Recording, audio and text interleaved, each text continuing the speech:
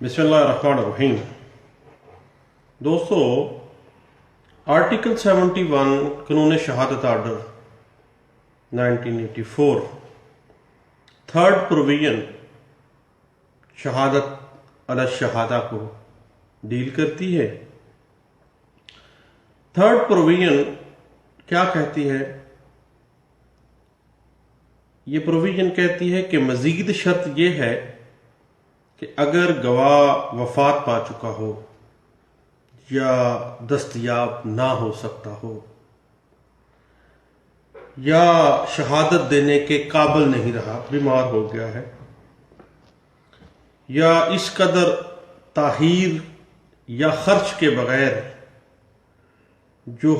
हालात के तहत अदालत के ख्याल में नामुनासिब हो पेश ना किया जा सकता है।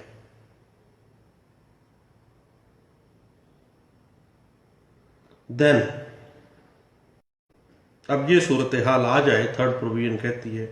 कानून शहादत आर्डर आर्टिकल 71 की, फिर क्या किया जाएगा? तो फरीक को इस बात का हक हासिल होगा कि हदूद के मुकदमे के अलावा, यानी शहादत अल शहादा पहली बात हदूद केसेस में अप्लाई नहीं होगा। थर्ड प्रोविजन आर्टिकल 71 कानून शहादत आर्डर 1984 इसके ऊपर अप्लाई नहीं होगी। फरीक को जो फरीक अदालत में गवाह पेश करना चाहता है लेकिन मुमकिन नहीं नजर आ रहा और अदालत में ताखीर या खर्च का मामला सामने आ गया है, तो फरीक परेशान है। कती सूरत वो फरीक इस काबिल नहीं है कि अपने गवाह को पेश कर सके। जब ये सूरत हाल होगी तो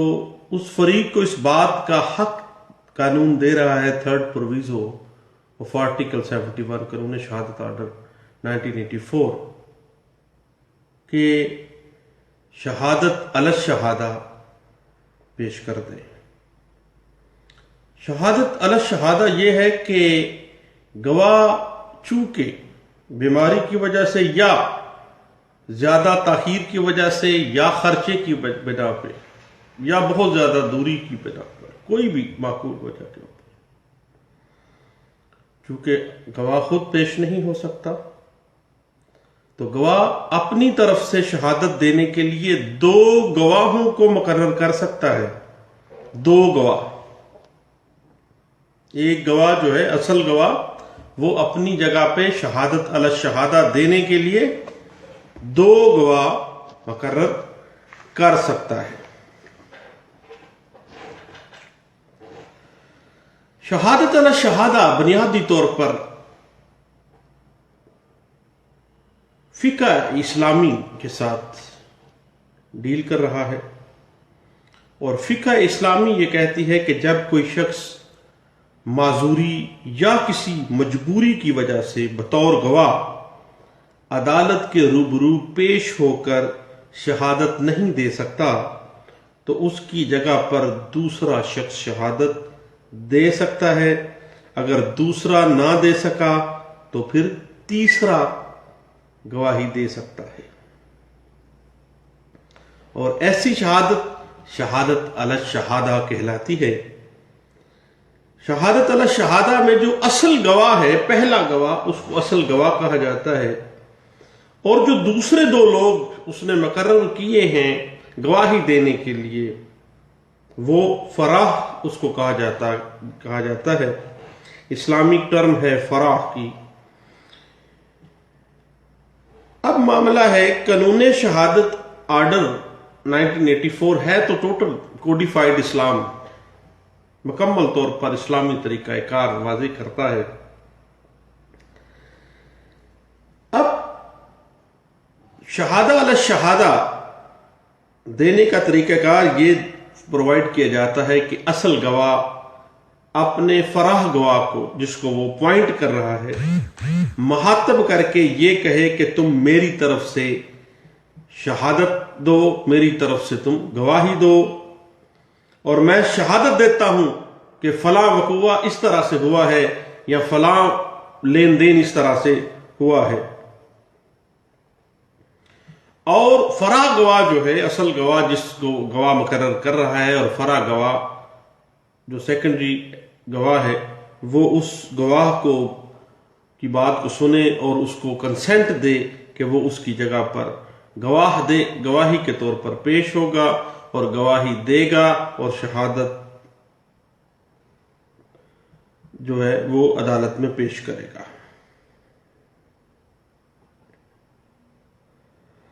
اب بات دراصل یہ ہے کہ معقول وجہ سامنے آنی چاہیے شہادت علی الشہادہ کے لیے۔ شہادت علی الشہادہ کسی خاص صورتحال میں ہی ممکن ہے، جب موت المرض میں گواہ ہے، جب ایسی بیماری میں ہے کہ وہ سفر نہیں کر سکتا، کوئی ایسی مجبوری میں ہے کہ وہ سفر نہیں کر سکتا، گواہی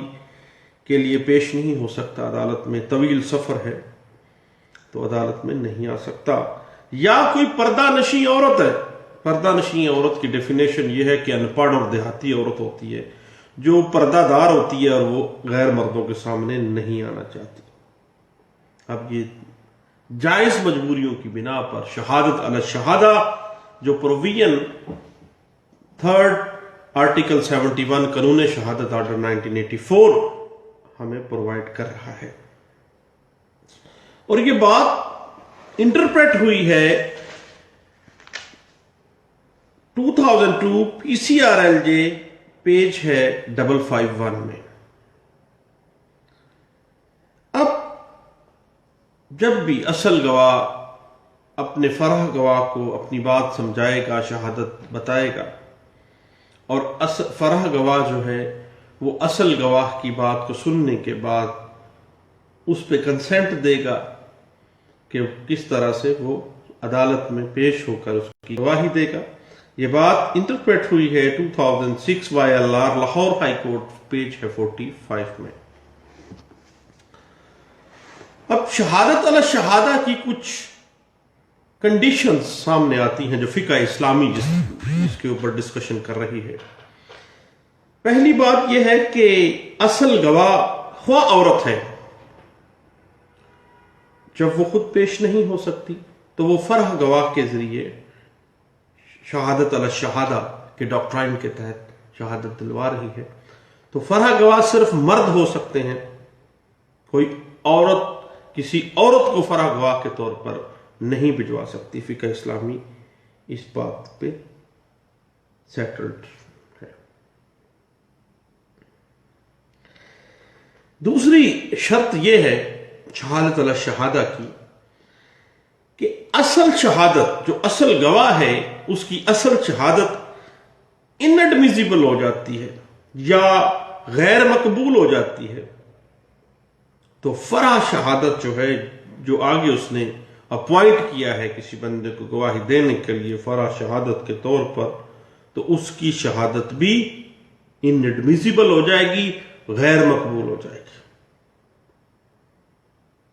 اس کے بعد ایک اور اہم بات، جب بھی سینکٹیٹی آف شہادت علی الشہادہ کو کنسیڈر کیا جائے گا تو اس میں اصل گواہ اور فرع گواہ جس کو اپوائنٹ کیا ہے اصل گواہ نے، دونوں پر جرح کی جائے گی اور ان کی جرح کو کمپیٹیبل کیا جائے گا ان تمام ایویڈنسز کے ساتھ جو اس کیس میں سامنے آتے ہیں۔ اس کے بعد فرع گواہ جس کو اپوائنٹ کیا ہے اصل گواہ نے جب عدالت میں آئے گا تو اصل گواہ کی پہچان کروائے گا کہ فلاں بندے نے فلاں بن فلاں قوم یہ سکنا فلاں فلاں فلاں جگہ کا رہائشی ہے، کس وجہ سے وہ عدالت میں، کس مجبوری کی وجہ بنا پہ وہ عدالت میں اصل گواہ کے طور پر پیش نہیں ہو سکتا، اس نے مجھے فرع گواہ کے طور پر بھجوایا ہے اور یہ مجبوریاں ہیں جس کی وجہ سے وہ نہیں آ سکتا، اور شہادت یہ ہے۔ یہ تمام چیزیں فرح گواہ کے اوپر لازم ہیں کہ وہ اپنے اصل گواہ کی پہچان کروائے اور اصل گواہ کی جو گواہی ہے اس کو انٹرپریٹ کرے۔ اس کے بعد ایک اور شرط سامنے آتی ہے شہادت علی الشہادہ کی، کہ اگر اصل گواہ جس نے فرح گواہ کو اپوائنٹ کیا ہے کہ میری جگہ پہ جا کے شہادت دو، اگر اصل گواہی شہادت دینے سے منحرف ہو جائے، فرح گواہ کو اس نے بھیج دیا ہے لیکن پتہ چل گیا ہے کہ وہ منحرف ہو گیا ہے، انکار کر دیا ہے اس نے، تو دین فرح گواہ جو اس نے اپوائنٹ کیا ہے اس کی شہادت بھی منحرف ہی تصور کی جائے گی، اور قطعی صورت وہ ایڈمیسیبل ان دا کورٹ نہیں ہوگی۔ اس کے بعد اصل گواہ نے جب فرح گواہ شہادت دینے کے لیے بھجوایا ہے عدالت میں،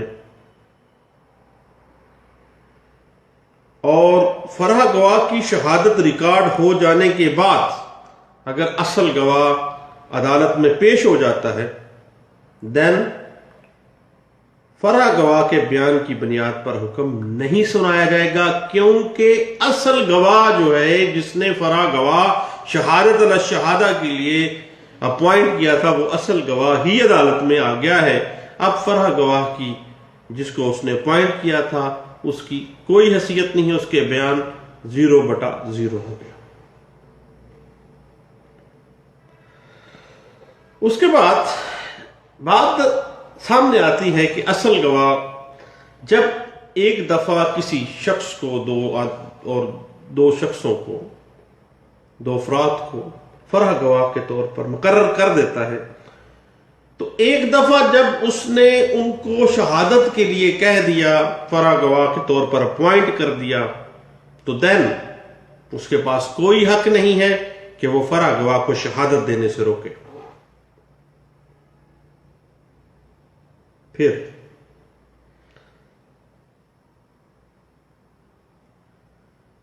اصل گواہ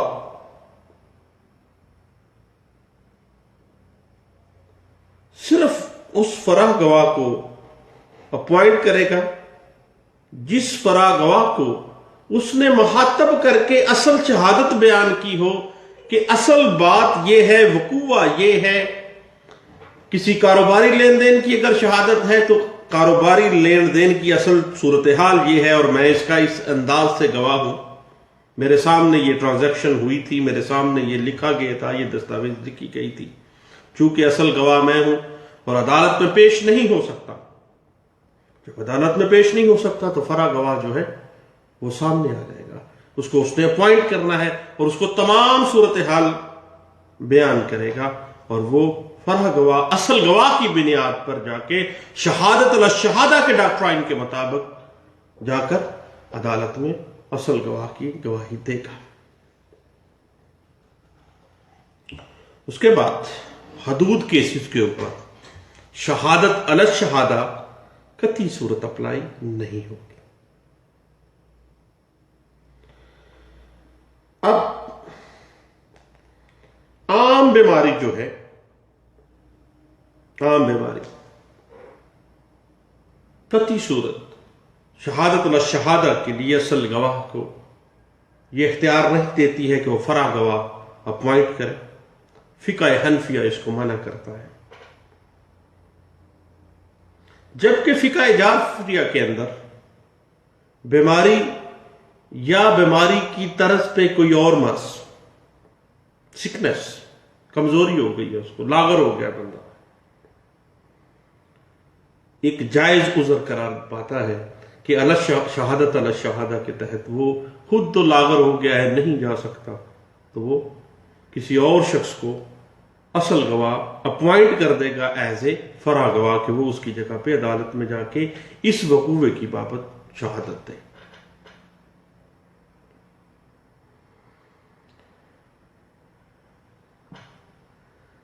اور فقہ اسلامیہ واضح کرتی ہے اور قانون شہادت آرڈر اس چیز کو جسٹیفائی بھی کرتی ہے کہ شہادت علی الشہادہ کا جو ڈاکٹرائن ہے وہ حدود اور قصاص کے مقدمات پر اپلائی نہیں ہوتا ہے۔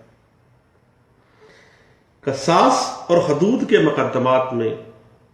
فقہ اسلامی بھی یہی کہتی ہے، اور قانون شہادت آرڈر اسی کو کمپلائی کر رہا ہے، اور کہتا ہے کہ ان مقدمات میں صرف اور صرف اصل شہادت ہی کنسیڈر کی جائے گی۔ شہادت علی الشہادہ، جس طرح hearsay evidence, no evidence, same as it is, شہادت علی الشہادہ کنسیڈر نہیں ہوگی۔ لیکن امام مالک رحمۃ اللہ علیہ اپنی فقہ کے اندر اس چیز کو جائز قرار دیتے ہیں کہ جب زنا کا کوئی معاملہ آ جائے اور کمپلیکیشن ہوں زنا کے معاملے میں، دین شہادت علی الشہادہ کنسیڈر کی جا سکتی ہے، اور قاضی جو ہے وہ شہادت علی الشہادہ کو ایڈمیسیبل شہادت کے ساتھ کے طور پر لے، لیکن شرط لگاتے ہیں کہ وہ اس کو کمپیٹیبل کرے، اس کی تائید دوسری شہادتوں کے ساتھ ہو رہی ہو۔ فقہ جعفریہ جو ہے وہ واضح کرتی ہے کہ شہادت علی الشہادہ ہر اس حق کے لیے جو سوٹ ہوتا ہے، جو حق عوام کا حق ہے، پبلک رائٹ ہے، اس کے لیے شہادت علی الشہادہ جو ہے وہ ایکسیپٹیبل ہونی چاہیے، ایڈمیسیبل ہونی چاہیے۔ یہ بات انٹرپریٹ ہوئی ہے ایک کیس لا جو رپورٹ کیا گیا ہے 1995 P C R L J page ہے 179 میں،